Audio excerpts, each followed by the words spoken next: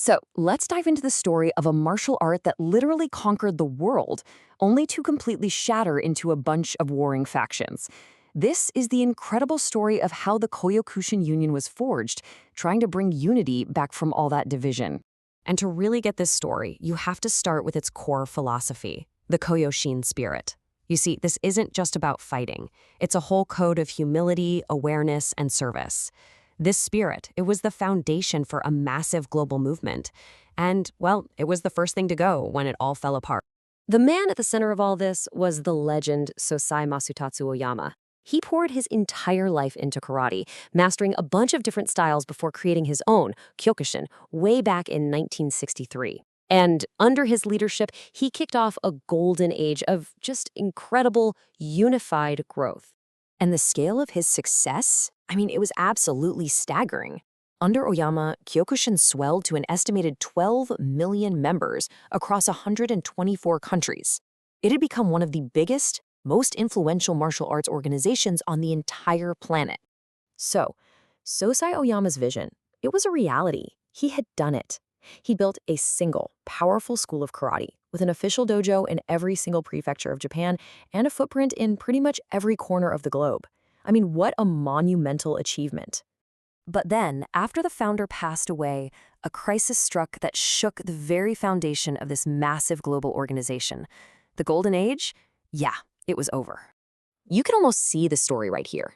It's this steady climb from its founding in '63 to this incredible global peak. But then, one single event changed everything. On April 26, 1994, Sosai Oyama passed away, and the unity he'd spent his life building started to crumble almost overnight. The aftermath was just pure chaos. The Japanese branch chiefs started fighting amongst themselves, which fractured the organization both in Japan and everywhere else. And all of a sudden, you had all these different groups popping up, each one claiming to be the one true Kyokushin. The public arguments, the legal fights over the official logo, it all just tarnished the very name that Oyama had worked so hard to build. But, out of all that confusion, a new solution started to take shape. A group of high-level masters, the Shihans, who hadn't picked a side, they decided enough was enough. They knew it was time to forge a new path, a path back to unity. And that's how the Kyokushin Union was born. Now, this is the really crucial part. This wasn't just another faction trying to claim it was the real Kyokushin. No, it was designed from the ground up to be nonpartisan, objective. Its whole purpose was to bring independent dojos together, not by forcing them into some rigid system, but through cooperation for the good of the art itself. Look, their goal wasn't about some power grab or control. The mission was actually simple and pretty profound: to preserve and pass on Sosai Oyama's magnificent karate. And by doing that, they hoped to sweep away all the confusion and uncertainty that had been plaguing the art for years. Okay, so that sounds great, right? But how do you actually do that in the real world? How do you create unity without just forcing everyone under one roof? Well, the union's answer was a pretty brilliant and very practical method. Their approach was actually really simple, but so effective. See, instead of all these splinter groups issuing their own separate promotions and just causing arguments, the union created a single united grading committee. And instead of a bunch of competing tournaments, all the affiliated groups would cooperate to organize unified, common events.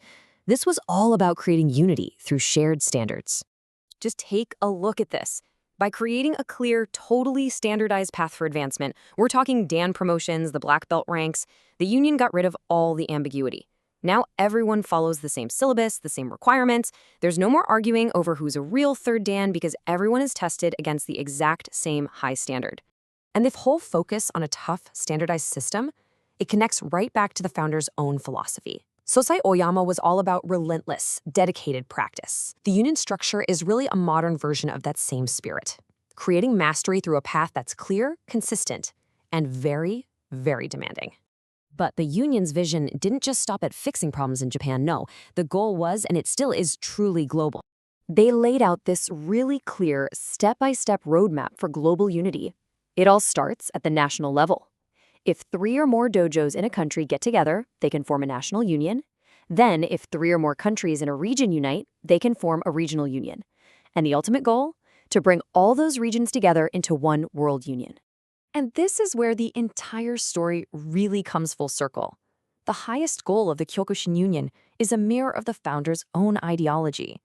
It's about using the discipline of karate to get past all the things that divide us, race, politics, religion, and to strive for something way bigger, peace for all mankind. So, when you boil it all down, the story of the Kyokushin Union is really a test, isn't it?